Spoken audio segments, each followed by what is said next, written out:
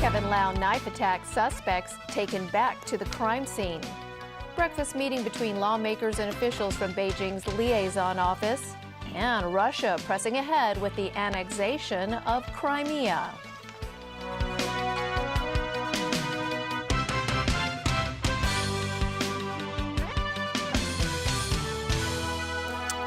Good evening. Police took two suspected hitmen in last month's chopping attack on former Mingbao chief editor Kevin Lau to various locations today to reenact the crime. The duo was arrested earlier by mainland authorities in Dongguan and handed over to Hong Kong police yesterday. Investigations into the motive for the attack are still underway. As Stephanie Choi reports, police are considering filing wounding charges against the two men. The two suspects were taken separately to the scene of the attack on Tai Hong Street in Sai Wan Ho this morning. First was a 37-year-old man believed to have been driving the motorbike used by the two assailants. He was led to a parking meter near where Kevin Lau parked his car on the day of the attack. Police asked the man about the timing and location of the assault. The man was then taken to neighboring Sai Wan Ho Street, where the assailants abandoned the motorbike.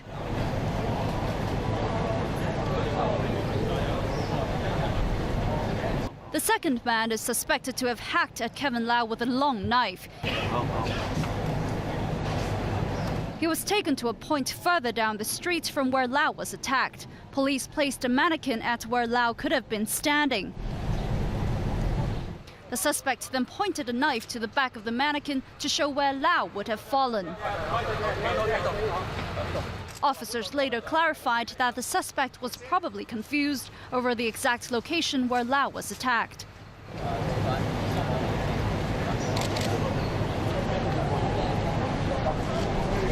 Both men were arrested earlier by mainland authorities in Dongguan and brought back to Hong Kong yesterday. The most important thing here, perhaps, is that we know what happened and who did it so that we can bring the right people to justice.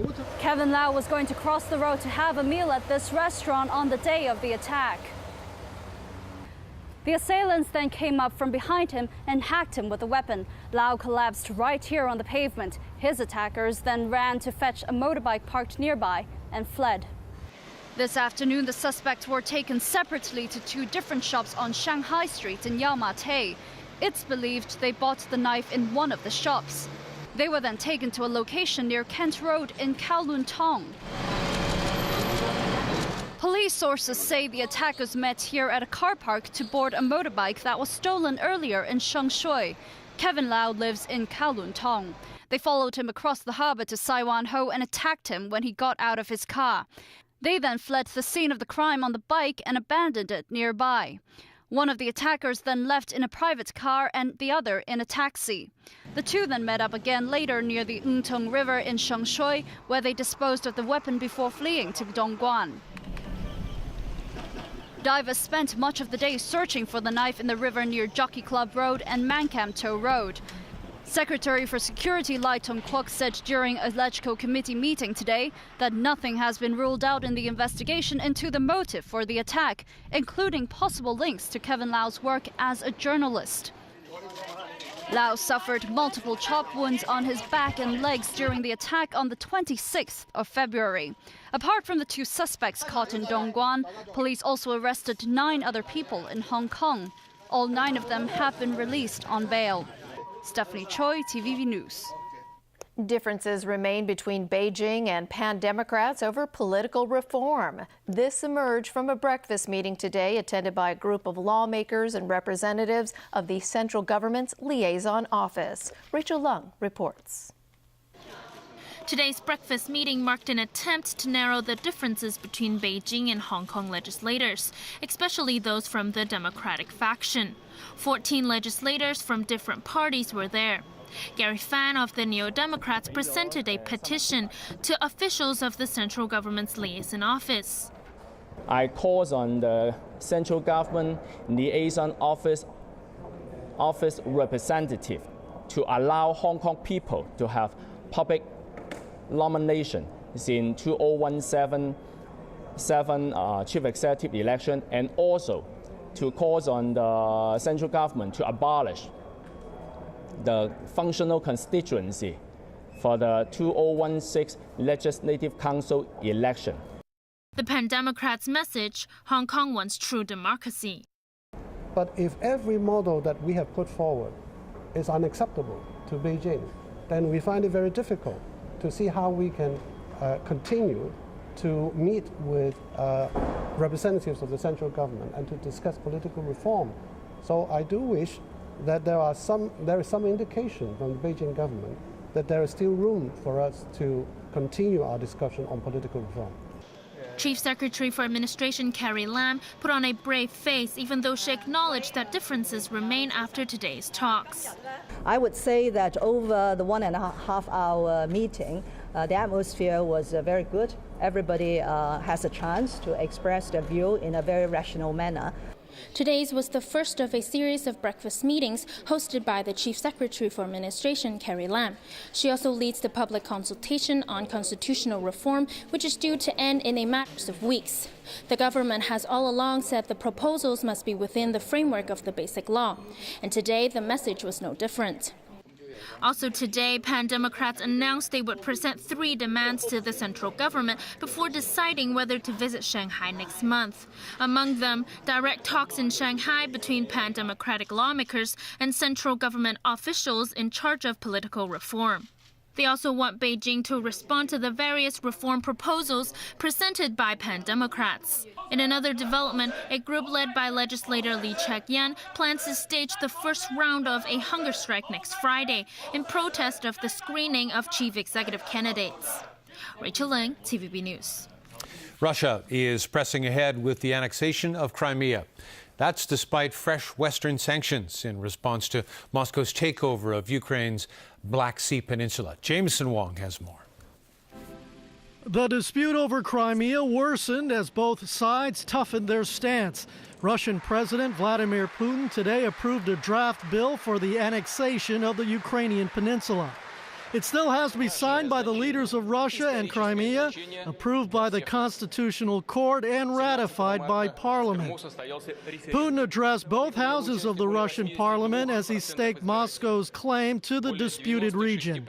He also signed a decree earlier recognizing Crimea as a sovereign state after Crimean voters gave overwhelming support in Sunday's referendum to breaking away from Ukraine and joining Russia. All that in defiance of tougher sanctions. The United States and the European Union yesterday imposed sanctions against Russian and Crimean officials involved in the takeover of Crimea. The U.S. targeted 11 people, mostly higher-profile officials, including ousted Ukrainian President Viktor Yanukovych. The EU agreed to subject 21 individuals to visa restrictions and asset freezes. A number of officials appeared on both lists. Going forward, we can calibrate our response based on whether Russia chooses to escalate or to de-escalate the situation. Now, I believe there's still a path to resolve this situation diplomatically in a way that addresses the interests of both Russia and Ukraine. That includes Russia pulling its forces in Crimea back to their bases, supporting the deployment of additional international monitors in Ukraine, and engaging in dialogue with the Ukrainian government. It's mainly a symbolic gesture. I think these kinds of individual targeted sanctions, relatively little can be done. If the administration wants to impose very broad-based economic sanctions, they certainly could do that. Then we have to recognize that there would be a very high risk of retaliatory sanctions by Russia against American companies and maybe Americans living in Russia. Ukraine, for its part, has vowed that it will not give up Crimea. The Ukrainian parliament has endorsed a presidential decree for a partial mobilization to call up 40,000 reservists to counter Moscow's military action. Jameson Wong, TVB News. New evidence has surfaced to support the theory that foul play did in fact cause the Malaysia Airlines plane to vanish. Investigators now have proof someone deliberately diverted the plane from its original flight path. This as background checks of all Chinese nationals on board uncovered no links to terrorism. 10 days into the search for Malaysia Airlines Flight 370, and American officials helping with the investigation claim someone turned the plane towards the west using the computer system on board. Instead of manually operating the plane's controls, whoever altered Flight 370's path did so by typing 7 to 8-digit keystrokes into the plane's flight management system. The hardware to that system is situated on a knee-high pedestal between the captain and the first officer. But China maintains all 151 Chinese passengers had nothing to do with the plane's disappearance.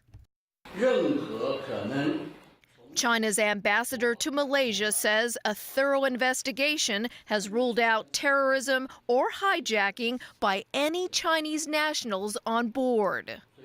That narrows the investigation to those knowledgeable about airplane systems, such as the plane's captain and first officer. But a close friend of Captain Zahari Ahmed Shah has come to his defense. I think he would do anything he could to preserve the lives of his passengers and the cargo, the property of Malaysia Airlines.